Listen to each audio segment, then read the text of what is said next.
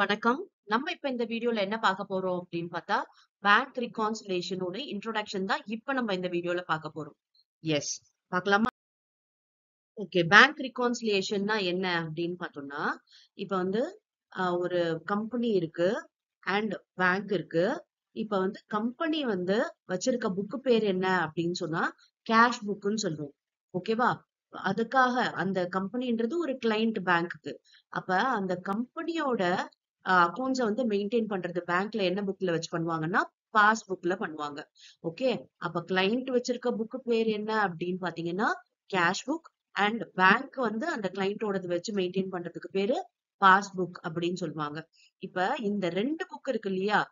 Cash புக்கும், pass புக்கும் எப்பவுமே பாத்தீங்கன்னா, ஈக்குவலா இருக்கணும். Okay. Any point of time ஏதாவது ஒரு டைம் நம்ம செக் பண்றோம் அப்படின்னா, அந்த பாஸ்புக்கோட டோட்டலும் சரி, பேலன்ஸும் சரி அண்ட் கேஷ் புக்கோட பேலன்ஸும் பத்தி ஈக்குவலா இருக்கணும். ஆனா, ரியாலிட்டி பார்த்தோம்னா, அது வந்து ஈக்குவலா இருக்காது. இதுக்கு நெறைய ரீசன்ஸ் இருக்கு. எதனால அது வந்து ஈக்குவலா இல்ல அப்படின்றதுக்கான நெறைய ரீசன்ஸ் இருக்கு. அது என்னன்றத பார்க்கலாம். ஓகேவா? இப்படி சரியா இல்லாதம்போது, இத வந்து என்ன பண்ணுவாங்க? ரீகான்சில் பண்ணுவாங்க. அதுதான் வந்து பேங்க் ரிகான்சிலியேஷன் ஸ்டேட்மெண்ட்ன்னு சொல்றோம். ஒரு ஸ்டேட்மெண்ட் பிரிப்பேர் பண்றோம். அது மூலமா வந்து ரீகான்சில் பண்றோம். ஓகே.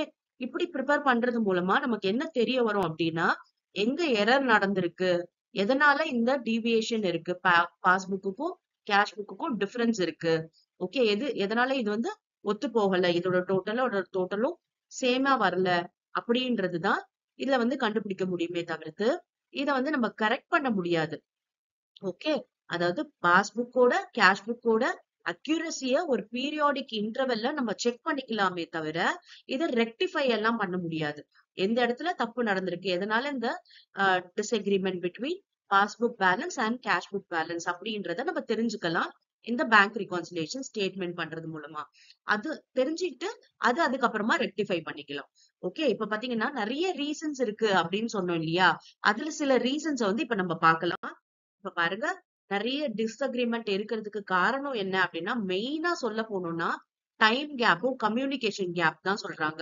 ஓகேவா? அந்த disagreement between passbook and cash புக்குக்கு ரீசனே டைம் கேப், கம்யூனிகேஷன் கேப்.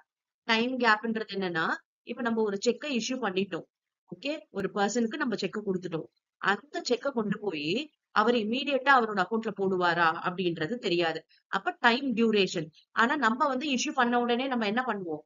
நம்ம பெய்டுன்னு சொல்லிட்டு நம்ம எழுதிப்போம் இல்லையா? ஓகே. அதனால நம்மளோட புக்லயும் பேங்க்ல வந்து அந்த செக் போய் சேர்ந்த பிறகு தான் அவங்க வந்து குறைப்பாங்க. ஓகே. அதனால இந்த டைம் கேப் இதனால நடக்கிறது ஒரு டிஃபரன்ஸ். ஓகே. இன்னொன்னு பாத்தீங்கன்னா கம்யூனிகேஷன். இப்ப பேங்க் பாத்தீங்கன்னா சில சார்ஜஸ் எல்லாம் போடுவாங்க. அந்த சார்ஜஸ் போட்டிருக்காங்கன்றது நமக்கு எப்ப தெரிய வரும்? லேட்டா டேட்ல தான் தெரிய வரும். அப்ப அவங்க அந்த சார்ஜஸ் எல்லாம் போட்டாங்க அப்படின்னா, இம்மீடியட்டா அவங்க பாஸ்புக்ல அந்த என்ட்ரி போட்டுருவாங்க. ஆனா, நம்மளோட கேஷ் புக்ல அத என்ட்ரி பண்ணியிருப்போமா? அப்படின்னா பண்ணியிருக்க மாட்டோம். ஏன்னா, அந்த கம்யூனிகேஷன் நமக்கு உடனடியா கிடைச்சிருக்காது. சோ, பேசிக்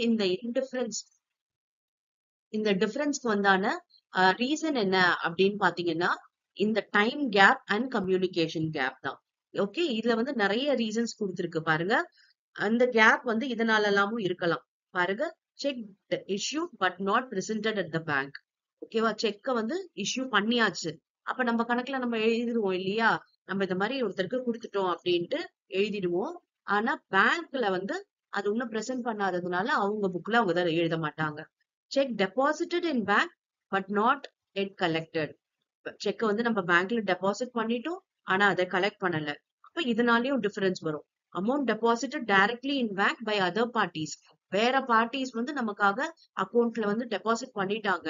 ஆனா நம்ம புக்ல அந்த என்ட்ரி போட்டிருக்க மாட்டோம். பேங்க் பாஸ்புக்ல அது என்ட்ரி வந்திருக்கும். பாருங்க incidental charges, interest on overdraft இதெல்லாம் என்ன பண்ணிருப்பாங்க?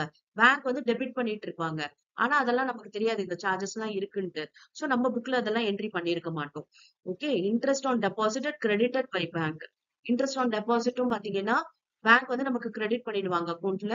ஆனா நம்மளோட கேஷ் புக்ல நம்ம அதை என்டர் பண்ணியிருக்க மாட்டோம். Dishonour of cheque deposited. நம்ம இப்ப பாத்தீங்கன்னா, dishonour of cheque deposited. Okay. நம்ம வந்து டெபாசிட் பண்ணிட்டோம் அப்படின்னு சொல்லிட்டு நம்ம பேங்க் கேஷ் புக்ல எழுதியிருப்போம். ஆனா பேங்க் பாத்தீங்கன்னா, அத டிஸ்ஹானர் பண்ணியிருக்கு. அந்த இன்டிமேஷன் நமக்கு வந்திருக்காது.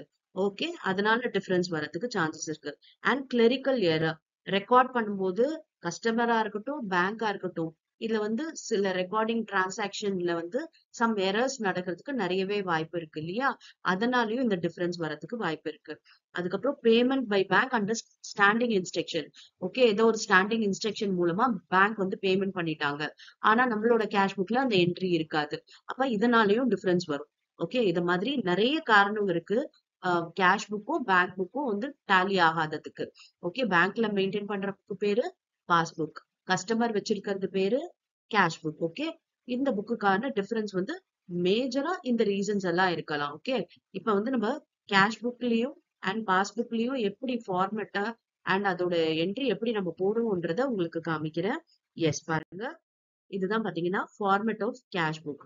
கேஷ் புக்ல பாத்தீங்கன்னா இது வந்து ரெசிப்ட்ஸ், நம்ம இது பேமெண்ட். என்னென்னலாம் நம்ம ரிசீவ் பண்றோமோ அது எல்லாத்தையும் நம்ம டெபிட்ல போடுவோம். அண்ட் எதெல்லாம் பே பண்றோமோ அதெல்லாம் வந்து கிரெடிட்ல போடுவோம். ஓகேவா? இப்ப வந்து இது ரெசிப்ட்ஸ், இது பேமெண்ட். இப்ப நமக்கு வந்து இது டெபிட் பேலன்ஸ், கிரெடிட் பேலன்ஸ் அப்படின்ட்டு ரெண்டு இருக்கு.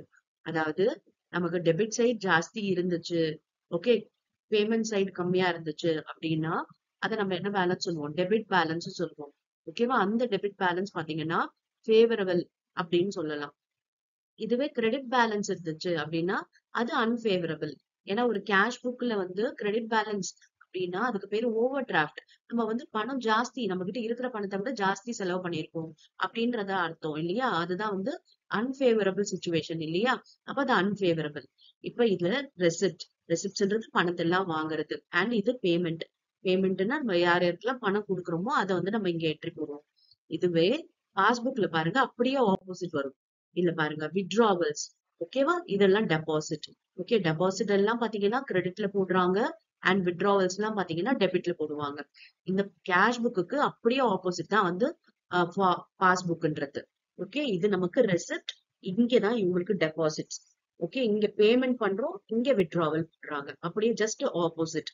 இது பாத்தீங்கன்னா இதுக்கு வந்து நம்ம என்ன சொன்னோம்? டெபிட் பேலன்ஸ் வந்து ஃபேவரபிள் சொன்னோமா?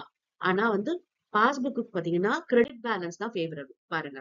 ஃபேவரபிள் பேலன்ஸ்ன்றது debit balance as per cash book. Cash book படி டெபிட் பேலன்ஸ் இருந்துச்சு அப்படின்னா அத ஃபேவரபிள் பேலன்ஸ் சொல்றோம். ஆனா பாஸ்புக் படி கிரெடிட் பேலன்ஸ் இருந்துச்சுன்னா அதைத்தான் நம்ம ஃபேவரபிள் சொல்றோம். அன்ஃபேவரபிள்ன்றது அப்படியே ரிவர்ஸ் தான். ஓகேவா? கிரெடிட் பேலன்ஸ் இருந்தது கேஷ் புக்ல அப்படின்னா அது அன்ஃபேவரபிள். ஓகேவா? கிரெடிட் பேலன்ஸ்னா அது ஓவர் டிராஃப்ட்னு அர்த்தம். அண்ட் இங்க பாத்தீங்கன்னா டெபிட் பேலன்ஸ் இருந்துச்சு அப்படின்னா அது வந்து அன்ஃபேவரபிள். ஓகே. இப்ப இந்த பேசிக்கோட நம்ம நெக்ஸ்ட் வீடியோல பாத்தீங்கன்னா ப்ராப்ளம்ஸ் போட்டோம்னா உங்களுக்கு கிளியரா இந்த கான்செப்ட் புரிஞ்சிடும். ஜஸ்ட் இந்த டீவியேஷன்ஸ் வரதுக்கு காரணம் டைம் கேப்பும் கம்யூனிகேஷன் கேப். இந்த டைம் கேப்ல என்னென்னலாம் நடக்கும் அண்ட் கம்யூனிகேஷன் கேப்ல என்னென்னலாம் நடக்கும் அப்படின்றதோட நம்ம ப்ராப்ளம் பார்க்கலாம். அப்போ உங்களுக்கு ஈஸியா புரியும். Thank you for your patient listening.